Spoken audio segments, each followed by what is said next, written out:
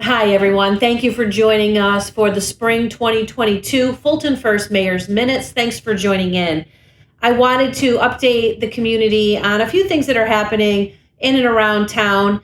First and foremost, some new business activity that you'll be seeing. We have the new Burn Dairy that will be on the west side of town at the former Appledale on Route 3. The demo is taking place on March 22nd, and we'll see that building come down, and we should start to see the Burn Dairy renovations and the new build coming up here real soon. So be on the lookout for that new Burn Dairy building going up and really enhancing that corner right there. We also have the new Walgreens, again, on the west side of town. If you're heading down Route 3 on your left-hand side, you'll see that right over by the Community Development Agency. The framing is up, and they are starting to move nicely with that project. So we'll see that new Walgreens in place here real soon. Continuing on the west side of town and along the Route 3 corridor, we have Lakeview Lanes expansion. It is an amazing project. If you haven't seen all of the details yet, please take a look and check out what's happening at Lakeview Lanes. It's going to be an amazing project and an amazing enhancement for that area. So we're really excited for Mike and his team. And please remember to support local. Stop by the bowling alley, the ice cream, putt-putt, and support our local businesses. We have two new insurance companies that are looking to come to town. One wants to build right across from the post office. It's a project that was presented years back. They are coming back to build a smaller footprint, but yet still develop that parcel right there across from the post office. So the planning board is working on that. And then we have another insurance company looking to come over right next to Good Guys Barbershop over in the Fajita Grill Taco Bell area. So we have another insurance company looking to come over there. So we're excited about that, and we welcome them to the city of Fulton, and thank you for considering our city. We also have a new proposed dry cleaners on the east side of town. We are waiting to hear more on that. The Planning Commission is working on that right now, so that is underway as well. And then we have a doctor's office, a local doctor's office, who is looking to move their facility into the east side of town over by the Burn Dairy area to continue with the development that's happening over in the Burn Dairy area and along that corridor. So the Planning Commission and zoning and my office are continuing to work with that pediatrics office to help to see that project come to fruition. So we're really excited about that. Those are just a few business happenings in and around town. It's exciting, and we thank all of those who are continuing to look at Fulton as an opportunity for investment and to bring your business here. I promise you that we will welcome you with open arms and that we'll do all we can to make your transition as successful as possible. We have now 3 DRI projects underway. The Hudimaki project has started. You'll start to see signage up soon. That was the first project. We have the fast casual dining experience, the fast casual restaurant that will be going into the former Dandy Donuts GJP Pizza area. That project has started. You might see dumpsters over there. That's because they've started some work over there, and they're working with their state agency on their DRI project. And then the Good Guy Barbershop area, they have started on their project and have worked with their state agency, so their portion of the $10 million is also underway. So that's 3 projects currently underway utilizing their portion of the $10 million DRI. The city of Fulton continues to move forward with our DRI projects. We have contracts signed, and some of our major contracts are approved. So at this point, our next step is to start the planning process, start to put things out for bid, and move forward with those projects. So that could the marina project, the extension of the second phase of the trail along the river are 2 of the major projects that'll be involved in those, and several more. Really excited about that. So keep on the lookout. You'll start to see signage go up that identifies the DRI projects. And like I said, right now there's 3 underway, and we are excited to start reporting on more as they start to come to fruition. We did start our Cannabis and Hemp Advisory Council at the leadership of Sarah Stenoff with Ananda Farms and Veterans Ananda. We have a great committee. We have a representative from Cayuga Community College, from Oswego Health's Behavioral Health. We have the Sheriff's Department, our Fire and Police Commission. We have a local vape shop owner who is represented on the council, some elected officials, and myself and Sarah Stenoff, just to name a few, who are our Planning and Zoning Commission will be also represented. And what we're doing there is we're trying to create a foundation to successfully and safely address cannabis and hemp in the Fulton community. And what's happened is Sarah Stenoff, who I said is leading this charge, she is hearing from other communities across the state that is learning about what Fulton is doing and saying, how can we get started with this? We want to be proactive. We want to educate the community. We want to have good policies and procedures in place. We want to have good zoning and planning policies around this. How can we get started? So Fulton is being the example and setting the example for other communities to start their own advisory councils. We're excited about that. We're glad to take the lead on this and have a strong advisory in place, contributing really good information, the pros and the cons, the concerns and the opportunities. So this council will be meeting again here in April for our second meeting as we continue to develop a strategy around how to ensure that cannabis and hemp in our communities is safe and successful in every way that we can contribute to that. As we all know, we all received our letters regarding the reval of our properties. I understand that it was concerning to many, that there were questions, that we don't all agree with our increase. I myself have received an increase on my property. And I understand that there's opportunities there to discuss that. What I want the community to know is, again, while this reval was paid for and agreed upon in 2019, we did put a pause on it, but it eventually was going to take place. The city paid, just about $60,000 for this company to come in and do this. And, the taxpayer dollars were already spent in 2019, and we had to see it through. That being said, you have options. You got your letter in the mail. It's important that you reach out to our contacts. You received it in your letter, and we have our contacts. So we have the various entities involved, whether it is the consulting firm that we worked with, and you can contact Mike, and his information is on the letters, or you can contact City Hall to get Mike's information. You can contact the city assessor and Mary Beth Johnson to determine the timeline. What happens is you can talk with our consultant first. He's the one that actually did the reval. Then after that time period ends, you move and talk to Mary Beth Johnson, the assessor. If you don't make any progress, or you're not happy with the results after those two interactions, you can then go to the grievance period in May, and that date is set so you can grieve the process. And in the end, if you don't get the results you're looking for after those three options, you can also take us a small claims court, and you actually can sue the city regarding your assessment. So you do have all of those options available to you, and I strongly encourage you to exercise those options if you feel strongly about the reval of your property.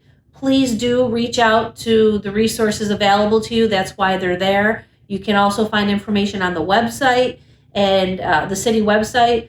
Please consider taking all of those options into consideration when you're thinking about your assessment, and if you have questions or concerns. That's why they're there. That's why we have these individuals in place. You have a voice. You certainly can talk to someone about your reassessment, and I hope that you do.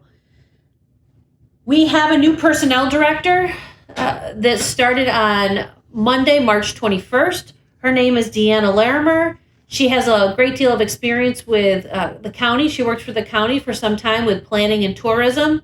And then she moved into the school district and worked with Mexico School District. And she is now our new director in personnel. Our former director of personnel did move on to another job opportunity with a local manufacturer. So we had a vacancy and we're able to fill that with someone locally who's worked in both county government and has worked for the school district. So we're really excited to have Deanna here. And like I said, she started March 21st and is underway with her training and development. So please join me in welcoming her to the City of Fulton team. Couple things on code updates. We have had a few new changes in codes that really are a benefit in cleaning up the city. We've had well over 40 cleanups since we started the cleaning, the property conservation cleanup initiative. We've had well over 40. Since we started our new work order process, which is the process of identifying issues within the city and then placing a work order. It's really a system there that we submit this work order and then the work order gets addressed. We've had over 850 work orders since we started this new process. That's over 850 work orders that our code enforcement department has addressed in one way, shape, or form. And we continue to track our progress since we've implemented this new system. We have a new nuisance abatement law on the books, as some of you may remember, and we are exercising that opportunity. This new system in place is based on a scoring system, and if we find a property that really has become a problem for the community, for the neighborhood, we're starting to track that and work with the police department, the fire department, codes, our community development agency, and HUD office, and we're keeping what we call a score system in terms of ranking how severe the situation is and what our response has been. How often do we go to the property? How much of a problem is it for the neighbors? Is there safety concerns there? Is there health concerns there? So on and so forth. And we already have, since we've implemented the new law and the new law is on the books, we have already identified one property that has become a nuisance property. And we're working with the attorneys and law enforcement as we speak to address that issue. This is a house we go to repeatedly, several times a week, to do cleanups, to clean up needles, to deal with drug issues, to deal with crime issues, to deal with safety issues. It's disgusting and unfortunate, and it's frustrating. And now that we have this law on the books, we have to be able to exercise it. We have to do it right. And we have to have all the parties in place, and we have to have a system in place. And now that we have that, we've been able to identify our first property. We're going after them. We're frustrated. We're sick and tired of seeing these properties who just want to, be so disruptive to the community and to the neighborhood, and they don't want to take responsibility. And it's really caused a lot of harm and safety concerns within that neighborhood and within the city. So we're going after it. And the codes department is working with all the proper personnel and attorneys in various other departments to make sure that they can go forward and move forward with this nuisance abatement. And so we are. In addition to that, we have the new abandoned vehicle law in place, and that has started. We, right after that took place, we started to send out letters, and people started to remove some of the cars that were identified as issues. Those who did not choose to move their vehicles out, we are identifying those and we're moving them ourselves. So we have had several properties. I believe as of this week, we were up to 3. Just this week, I witnessed several cars being removed from one property. This is a house we have gone after, done work orders, and done other code enforcement efforts before we made all these changes in code enforcement. For years, we've tried to get this change. We were now finally able to get those cars removed at the owner's expense and start to clean up the neighborhood. So we're starting to see that as well. So with over 850 work orders completed so far since last year, since we started the new system, with over 40 cleanups since mid last year when we started our new property conservation cleanup, with the implementation of our nuisance abatement, our new abandoned vehicle laws, we're really starting to get real aggressive with our code enforcement. I have to give a big shout out to our code enforcement department. They're really making a lot of changes. We have a new clerk in the code enforcement. Her name is Jennifer. If you get a chance, stop by and see her, say hello, get to know her. She's doing a fantastic job. She's already started to go in and clean up a lot of our files, start to go after rental permits that had expired and are not up to date. She's cleaning up a lot of old policies and procedures and really making a big impact in the department. So we're really excited to have her. We're seeing a lot of changes really quick right out of the gate. Codes is very much on board with training and development. They're always finding ways to improve what they're doing and making suggestions to do that. So that's how we're able to see all of these changes. So if you see code enforcement around, if you see cleanups happening, we're sending crews out that will be identified with codes, gear on. They're going to go out. They're going into these properties and they're cleaning them up. You'll see them go in quick, do the cleanups, and out. If you have a property that you identify in your neighborhood that needs to be cleaned up, that we haven't got to yet, that's a nuisance issue, or that has concerns with safety, health, and well-being, give us a call. Let us know. Call the codes department, report it, and we will take care of it from there. A couple other things that we have going on. We do have some Parks and Rec events that are happening. Right now, our special events committee is working on Big Truck Day. So that's really important. A lot of work is going into Big Truck Day. I think it's going to be bigger and better than it was last year. So we're really excited about that. That's coming up.